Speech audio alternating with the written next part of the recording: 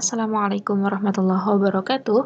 Kita bertemu lagi di video ini masih dengan pembahasan yang sama dengan video sebelumnya, yaitu kita masih membahas tentang bab metabolisme. Di video sebelumnya kita sudah mempelajari tentang pengertian enzim, pengertian metabolisme, struktur enzim, sifat-sifat enzim, kemudian faktor yang mempengaruhi kerja enzim. Langsung saja, kali ini kita akan bahas tentang materi selanjutnya, yaitu tentang katabolisme dan anabolisme. Nah, yang pertama kita bahas adalah katabolisme.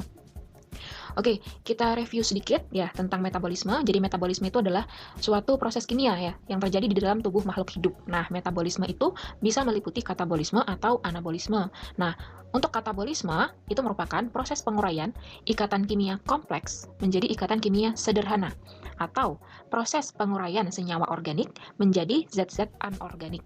Jadi pada intinya katabolisme ini dia memecah senyawa yang kompleks atau organik menjadi zat-zat kimia sederhana atau zat-zat anorganik gitu ya. Jadi tujuannya si katabolisme ini semata-mata hanya untuk menghasilkan energi.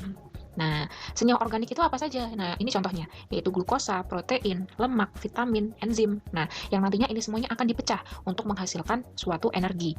Nah, sedangkan senyawa anorganik ini meliputi NaCl, karbon, hidrogen, oksigen, nitrogen, dan lain sebagainya. Gitu ya. Nah, jadi katabolisme ini kaitannya dengan aktivitas kita sehari-hari. Contohnya adalah ketika kita makan ya, ketika kita makan, makanan kita itu adalah senyawa organik. Nah, makanan kita itu harus dipecah terlebih dahulu atau diuraikan terlebih dahulu agar dapat membentuk energi. Nah, jadi kita bisa beraktivitas dengan baik karena kita sudah memperoleh energi dari makanan yang kita makan gitu ya. Nah, katabolisme karbohidrat ini terjadi melalui proses respirasi seluler atau respirasi sel. Nah, respirasi sel ini terbagi menjadi dua, ada respirasi aerob dan respirasi anaerob. Nah, untuk yang respirasi aerob, ini respirasi yang membutuhkan oksigen. Sedangkan respirasi anaerob, ini adalah respirasi yang tidak membutuhkan oksigen. Nah, sekarang kita bahas terlebih dahulu tentang respirasi aerob. Nah, ini adalah proses dan hasil dari respirasi aerob yang sudah dirangkum dalam sebuah tabel. Nah, mari kita pelajari. Respirasi aerob, nah ini respirasi yang memerlukan oksigen bebas. Nah, respirasi aerob ini berlangsung melalui 4 tahapan. Yang pertama adalah glikolisis, yang kedua adalah dekarboksilasi oksidatif atau DO, yang ketiga adalah siklus Krebs, yang keempat adalah rantai transport elektron. Nah, untuk glikolisis yang pertama yaitu proses glikolisis. Nah, proses ini mengubah glukosa menjadi 2 molekul asam pirufat.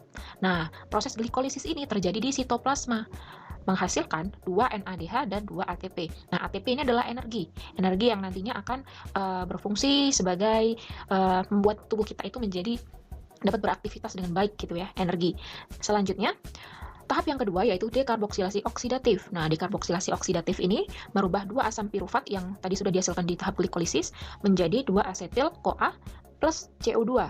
Nah, proses ini dilakukan di matriks mitokondria. Jadi, mitokondria itu ada bagian yang namanya matriks. Nah, kalau kalian belum paham, kalian coba cek lagi materi di kelas 2 tentang struktur sel dan organel-organelnya ya. Nah, tahap kedua ini menghasilkan 2 NADH tanpa dihasilkan ATP. Selanjutnya tahap ketiga yaitu siklus Krebs. Nah, siklus Krebs ini merubah 2 asetil CoA yang tadi dihasilkan di tahap DO menjadi 4 CO2. Nah, proses ini dilaksanakan atau dilakukan di matriks mitokondria juga. Nah, hasilnya adalah 6 NADH, 2 FADH2, dan 2 ATP. Tahap yang terakhir yaitu rantai transport elektron. Nah, di sini meliputi 10 NADH dan 2 FADH. Nah, ini didapat dari NADH dan FADH yang sebelumnya dihasilkan di tahap-tahap sebelum rantai transport elektron ini. Nah, NADH dan FADH ini nantinya akan dikonversi menjadi energi semuanya. Jadi untuk 10 NADH itu menjadi 30 ATP dan 2 FADH2 itu menjadi 4 ATP. Nah, bagaimana cara konversinya? Nah, kalian harus tahu bahwa 1 NADH itu sama dengan 3 ATP. Jadi, ketika kita mendapatkan 10 NADH itu artinya setara dengan 30 ATP. Sedangkan untuk 1 FADH2 ini setara dengan 2 ATP. Jadi kalau kita punya 2 FADH2, nah berarti dihasilkan 4 ATP. Nah, selanjutnya kita total semuanya nih ATP yang dihasilkan itu 2 tambah 2 tambah 30 tambah 4, totalnya adalah 38 ATP. Nah, kenapa di sini saya tulis 38 atau 36 ATP? Jadi sebenarnya total maksimal yang dihasilkan dari pemecahan glukosa itu maksimal didapatkan 38 ATP. Akan tetapi di sini ditulis 36.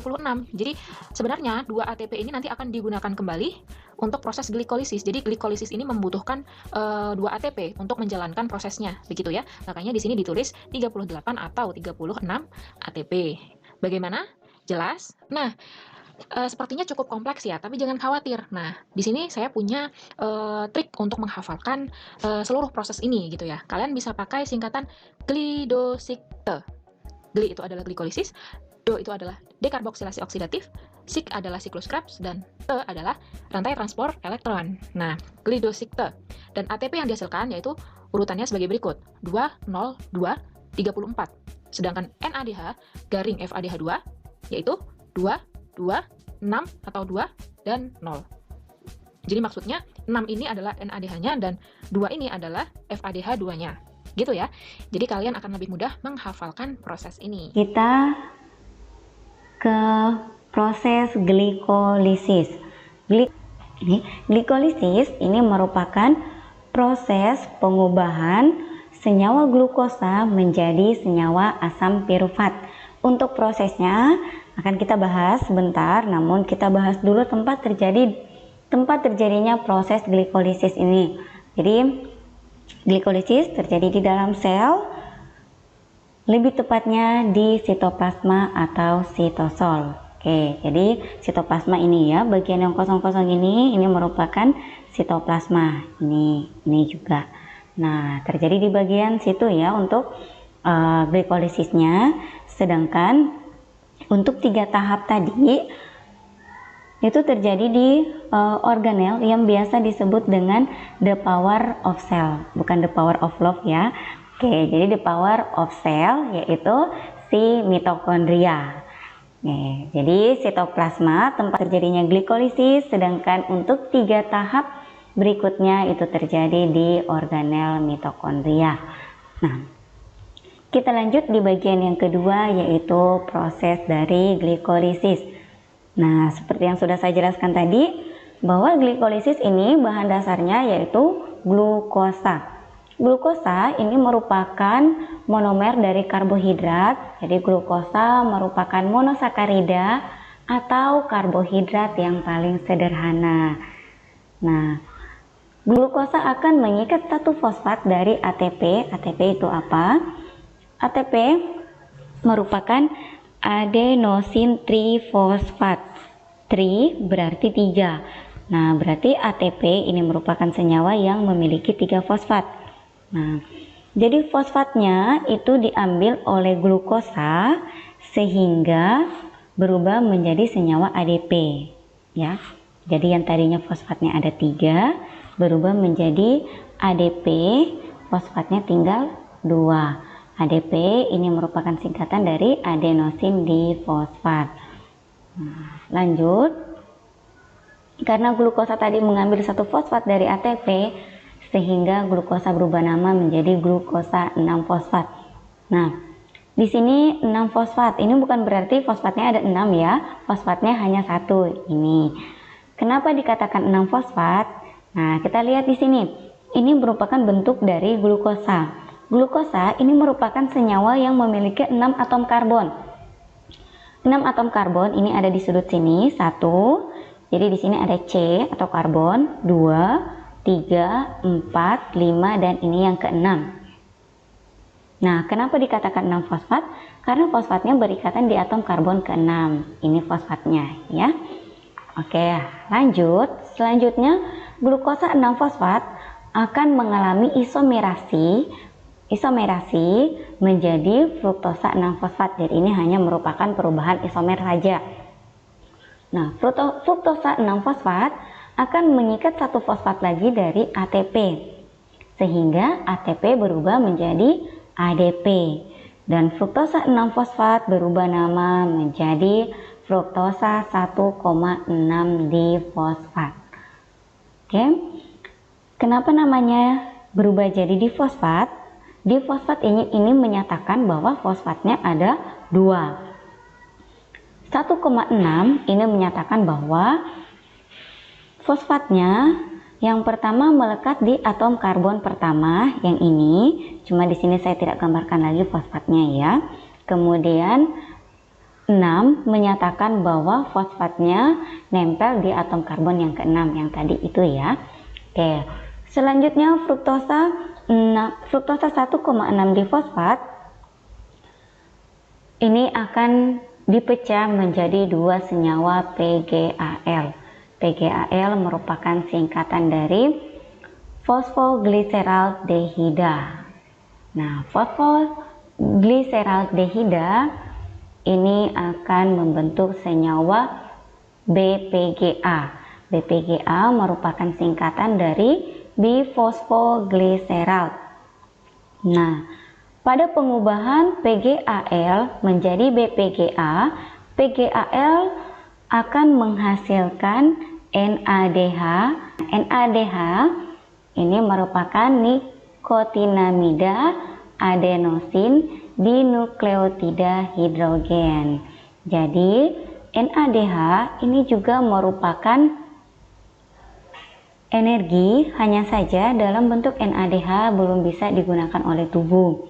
NADH nantinya akan diubah menjadi ATP dulu sehingga bisa digunakan oleh tubuh. Namun perubahan NADH menjadi ATP tidak akan kita bahas di proses glikolisis ini. Kita akan bahas di proses transport elektron nantinya.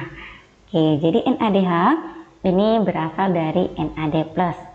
NAD+ ini merupakan nikotinamida adenosin dinukleotida. Jadi hal yang sama juga terjadi di sebelah kiri. Nah, selanjutnya BPGA akan membentuk senyawa PGA. PGA merupakan fosfoglycerald. Nah, berarti dari BPGA, bifosfo yang fosfatnya 2 menjadi PGA fosfo yang fosfatnya 1, berarti PGA ini kehilangan 1 fosfat. Fosfatnya kemana? Fosfatnya bergabung dengan ADP, adenosin difosfat, sehingga berubah menjadi adenosin trifosfat. Fosfatnya jadi 3 karena mengambil 1 fosfat dari BPGA tadi. Oke. Selanjutnya hal yang sama juga terjadi di sisi sebelah kiri. Nah, selanjutnya PGA akan diubah menjadi senyawa asam pirufat. Asam pirufat ini sudah tidak memiliki atau tidak mengandung fosfat lagi. Fosfatnya kemana?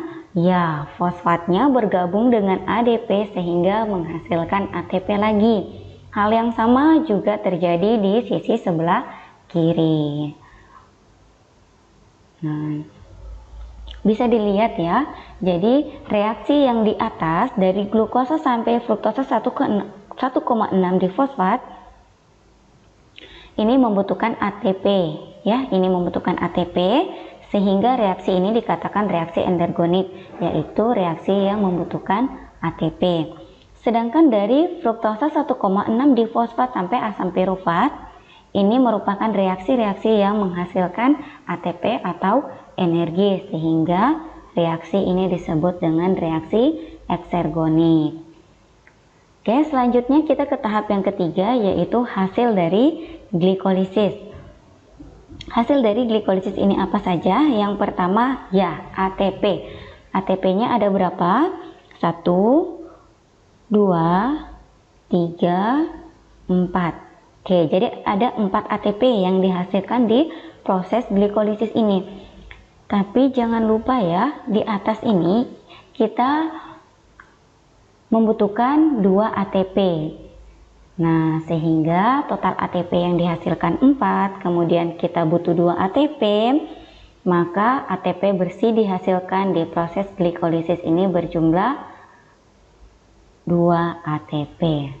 Ya, yang selanjutnya dihasilkan NADH. NADH-nya berjumlah ya ada 2. Kemudian yang terakhir jelas ada asam pirufat berjumlah 2. Nih ya, 1, 2. Sehingga hasil dari glikolisis ini 2 ATP, 2 NADH dan 2 asam pirufat. Kenapa asam pirufat ini saya beri warna merah? Karena asam pirufat akan menjadi bahan dasar untuk tahap selanjutnya. Oke, jadi demikian pembelajaran kita hari ini. Terima kasih, semoga bermanfaat.